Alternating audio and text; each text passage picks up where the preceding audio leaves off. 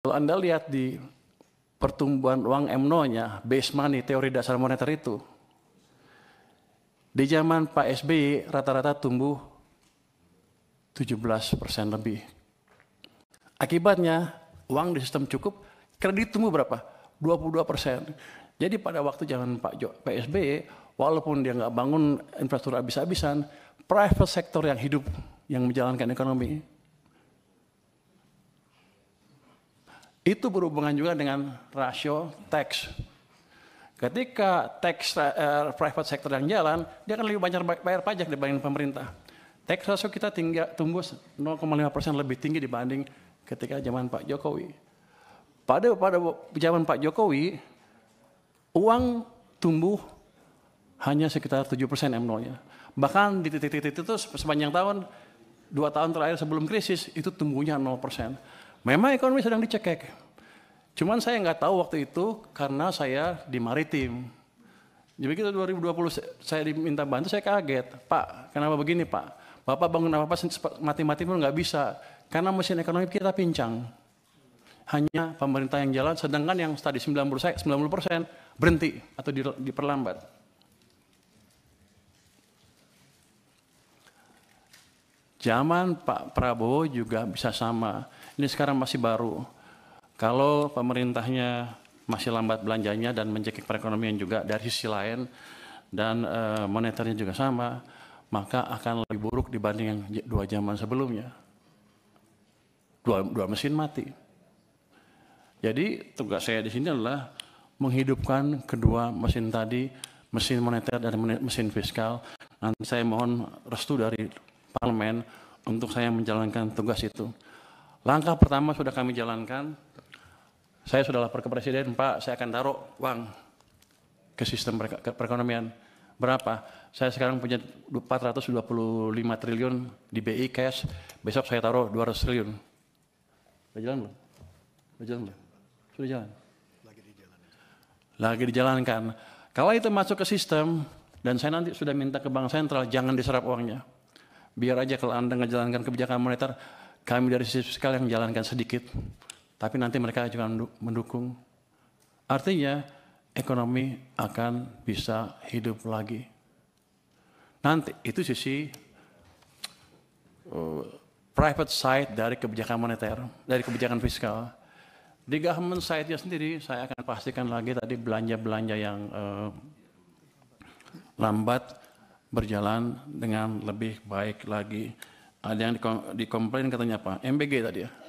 Penyerapan pajaknya rendah. Saya tanya sama teman-teman keuangan, gimana monitoringnya? Ya dia bilang bagus-bagus saja, tapi ternyata enggak, jelek. Loh, terus kita apain? Ya nggak tahu. Saya bilang begini, ya udah, nanti sebulan sekali kita akan jumpa pers dengan kepala MBG.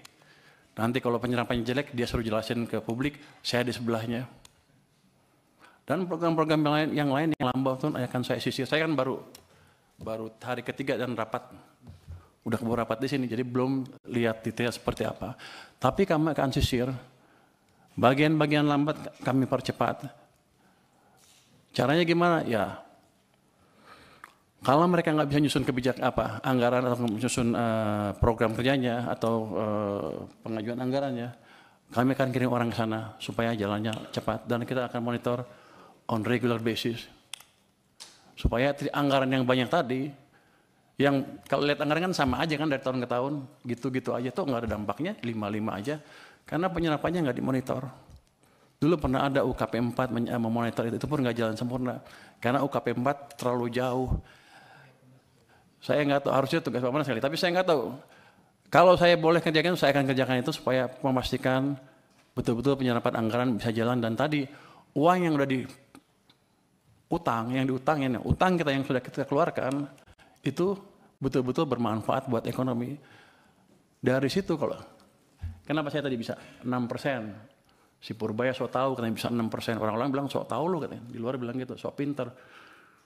Saya bilang kamu sombong katanya. Tapi ini udah berdasarkan pengalaman selama ini. Kalau saya balikkan, saya lihat aja zamannya Pak SBY 6% private. Zaman Jokowi pemerintah 5%. Kalau kita gabungkan gimana? Pasti di atas itu. Itu adalah langkah simpel saja yang jangka mungkin nggak terlalu panjang untuk bisa kita lihat dampaknya. Mungkin nggak secepat 6.5, 6.7 saya bilang. Tapi gerakan ke arah sana sudah terbuka lebar kalau kita biarkan private sector bekerja. Jadi gini, saya termasuk yang percaya bahwa agen-agen ekonomi itu mempunyai otak sendiri. Daripada pemerintah nggak mungkin mengontrol semua agen ekonomi untuk berjalan. Tapi saya ciptakan kondisi di mana mereka berpikir dan berjalan dan bisa tumbuh, bisa berbisnis dengan situasi yang ada. Itu yang ingin kita ciptakan.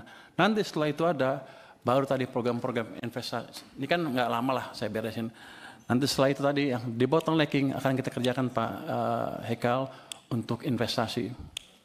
Saya dulu pernah jadi, saya nggak tahu, boleh nggak gitu Kemenkuan. Nanti saya bentuk tim aja di Kemenku. Saya dulu pernah menjadi wakil ketua tim debottlenecking di zaman pemerintah sebelumnya. Ketuanya pada waktu itu Pak Yasona Lawli dengan beberapa Kemenko. Itu kita sidang setiap minggu, Senin 7 kasus kita putuskan. Saya mecahin 300 kasus dilaporkan ke kami, kita pecahkan 193 kasus investasi berhubungan dengan investasi sebesar 890 triliun. Jadi saya pikir, saya udah ngerti, bukan ngerti, kira-kira ngerti deh, kira-kira bisa memperkirakan deh, di mana bottlenecking, di mana hambatan yang kita hadapi dan gimana cara memecahkannya. Itu bukan tugas Kementerian Keuangan, tapi kalau boleh nanti saya bentuk tim aja di Kementerian Keuangan. Kalau yang lain tidak mau, tapi mungkin saya usulkan ke kementerian yang lain, Kemenko dan lain untuk membuat itu lagi. Jadi Pak Purbaya, kalau masih ada pertanyaan tadi, karena kita masih rapat lagi. Okay. Tadi itu sebenarnya kita rapat pengantar, Pak. Jadi itu pengantar. Jadi menurut saya yang lainnya nanti dijawab tertulis. Yeah. Kita akhiri rapat siang hari ini. Tertulis atau langsung oleh dirjen terkait. Ya, nanti dirjen terkait pada saat kita rapat di satker Bapak membahas anggaran. Dijawab oleh satker Bapak. Terus kemudian ada poin-poin penting tadi yang disampaikan oleh Pak Dolvi. Saya ingatkan kepada satker mengenai KPI. Pak Dolvi ini konsisten sejak awal Pak selalu membicarakan soal KPI. Tapi KPI itu memang sangat penting Pak. Disitulah kita mengukur kinerja kita. Itu. Jadi tipikal rapat kita itu memang begini Pak Purbaya. Jadi kalau tadi itu kita juga dikritik sama Pak Purbaya ini bahwa rapat kita yang lama selama ini banyak hal-hal yang fundamental apakah pernah ditanyakan apa belum. Nanti mungkin akan terjadi repetisi Pak pertanyaannya. Tapi itu kan bagian dari sebuah the political question. Pertanyaan politik itu bisa dijawab, bisa menjadi policy, atau bisa menjadi yang lain, Pak. Tapi saya tidak ingin berpanjang lagi, tapi saya ingin menutup rapat kita hari ini. Kemudian kita rapat lagi besok, Pak, untuk penutup ini karena kita membahas RKL. Nah, enggak usah, langsung ditutup. Kita tutup, nanti pertanyaan-pertanyaan yang lain itu dijawab oleh Satker di unit eselon 1. Ketua, siap. Izin 3 menit saja. Ya. Saya begini, karena Pak Purbaya tadi menyampaikan ini di depan publik. Sehingga saya sebagai wakil rakyat juga harus menjawab ini di depan publik. Kalau tidak kan DPR akan mendapatkan sorotan selama ini tidak mengingatkan pemerintah.